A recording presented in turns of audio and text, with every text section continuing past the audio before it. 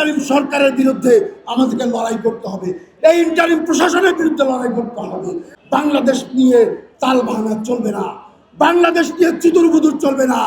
যে দেশ তার মেরুদণ্ডের উপরে দাঁড়িয়ে না থাকতে পারে, যে দেশ তার সার্বভৌমত্বের উপর দাঁড়িয়ে না থাকতে পারে, যে দেশ তার গণতন্ত্র সংবিধানের উপর দাঁড়িয়ে না থাকতে পারে, সেই দেশের মেরুদণ্ড কখনো সোজা হতে পারে না। বাংলাদেশের একমাত্র স্মার্ট সিটি বসুন্ধরা এখন আরো নিরাপদ, আধুনিকতায় আরো এক ধাপ এগিয়ে।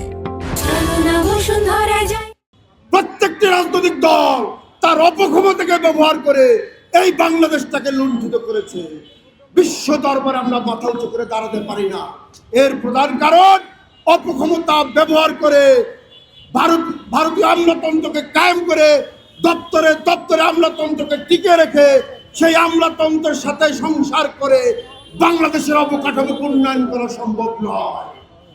বিশেষ করে বর্তমান যে গুম খুনের রাজত্ব কায়েম হয়েছে, এই জুলাই আগস্টের পরবর্তী সময়ে যেভাবে আমার ভাই উসমান হাদিকে হত্যা করা হয়েছে, যেভাবে মুসাফিরকে হত্যা করা হয়েছে, যে এভাবে করে আরো অসংখ্য রাজনৈতিক নেতৃবৃন্দদের থেকে শুরু করে মুক্তিগামী বনা মানুষগুলোকে ধ্বংস করার যে নীলনকশা ভারতীয় আধিপত্য বিরাজমান রেখে এই বাংলাদেশের সরকারকে সাথে আঘাত করে যে নীলনকশা অঙ্কন করেছে, এতে করে বাংলাদেশের সার্বভৌমত্ব সংগ্রামী মানুষগুলো পায়ের নিচে মাটি নিয়ে দাঁড়ানোর সক্ষমতা অর্জন করতে পারে না।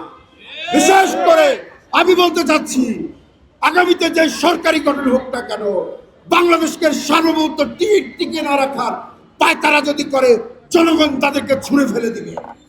জনগণের মেন্টন না নিয়ে কোনো সরকার প্রতিষ্ঠা হতে পারে না। আজকে যারা এই গুম খুনের বাংলাদেশ সৃষ্টি করেছেন, যারা হত্যার পরবর্তী সময়ে গ্রেপ্তার করতে না পারেন, প্রত্যেকটা হত্যার পরে যখন বলেন 24 ঘন্টার সময়ের মধ্যে গ্রেপ্তার করা হবে, আপনাদের 24 ঘন্টার সময় কত হাজার ঘন্টার পরবর্তী সময়ে 24 ঘন্টার সময় শেষ হয়। বাংলাদেশের প্রশাসন কি এতটাই ক্যাঙ্গারু অবস্থার প্রশাসন অবস্থান করেছে? এই ইন্টারিম প্রশাসন দিয়ে বিগত ফ্যাসিস্ট আমলেও বাংলাদেশের কোনো উন্নতি হয় নাই। শত শত নিরপরাধ মানুষগুলোকে খুন করা হয়েছে, শত শত নিরপরাধ মানুষগুলোকে গুমের মাধ্যমে বাংলাদেশের রাজনীতিকে নিশ্চিহ্ন করে দেওয়া হয়েছে। বাংলাদেশের সুশীল সমাজ তখন বসে বসে আঙ্গুল চষে। আজকে যারা সুশীল সমাজ হয়েছে, আজকে যারা সুশীলতার দোহাই দিয়ে এই বাংলাদেশটাকে সুশীলতার মুখে নিজেরা বড় বড় টকশো করে যখন সুশীলতা আপনারা কায়েম করতে চান, বাংলাদেশের রাজপথে সংগ্রাম করা মানুষ এই সুশীলদের মধ্যে কয়জন আছে? একজনকে পাওয়া যাবে সুশীল মানুষগুলো যারা লড়াই সংগ্রামের জন্য রাজপথে গণতন্ত্র রক্ষার জন্য রাজপথে যুদ্ধ করেছে। অতএব এই সুশীল মানুষগুলোকে আমরা ছুঁড়ে ফেলে দিলাম।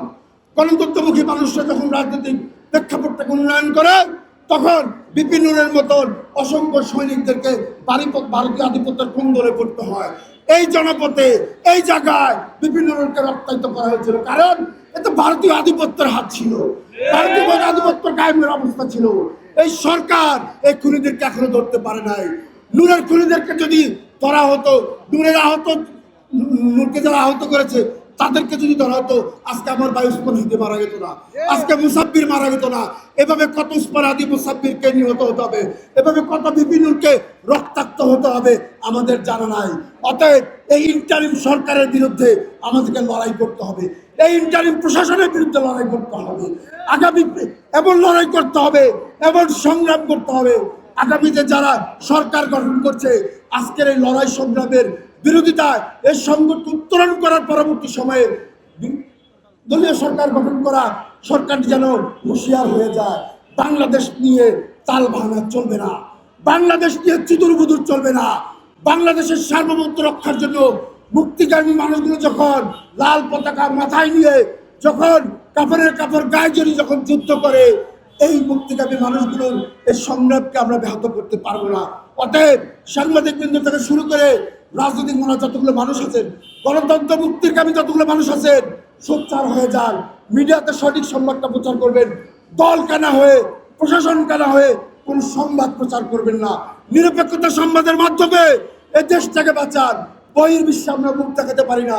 বাংলাদেশ দুর্নীতিতে চ্যাম্পিয়ন হয়, বাংলাদেশের গুম খুনে চ্যাম্পিয়ন হয়, বাংলাদেশে হাজারো মায়ের সম্মুখ বুক খালি হচ্ছে, এর কোনো বিচার হচ্ছে না।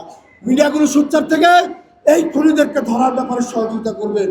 সকলকে উদারত আহ্বান জানিয়ে আমি এতটুকু বলতে চাই, সর্বশেষ, বাংলাদেশ আমার দেশ। আমি যে দেশে থাকি ওই দেশের সার্বভৌমত্ব রক্ষা করার জন্য আপনার জীবনকে বাজি রাখতে হয়, আপনি প্রস্তুত থাকবেন, তবেই মৃত্যুর পরে সৃষ্টিকর্তার কাছে জবাবদিহিতার জায়গাটা ক্লিয়ার করতে পারবেন।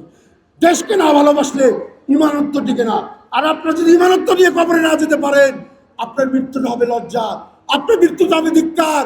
অতএব দেশকে ভালোবাসেন, দেশের মা মাতৃকে ভালোবেসে লড়াই সংগ্রামের মাধ্যমে বাংলাদেশটাকে বিশ্ব দরবারে মাথা উঁচু করে দাঁড়ানোর সুযোগ করে দেন।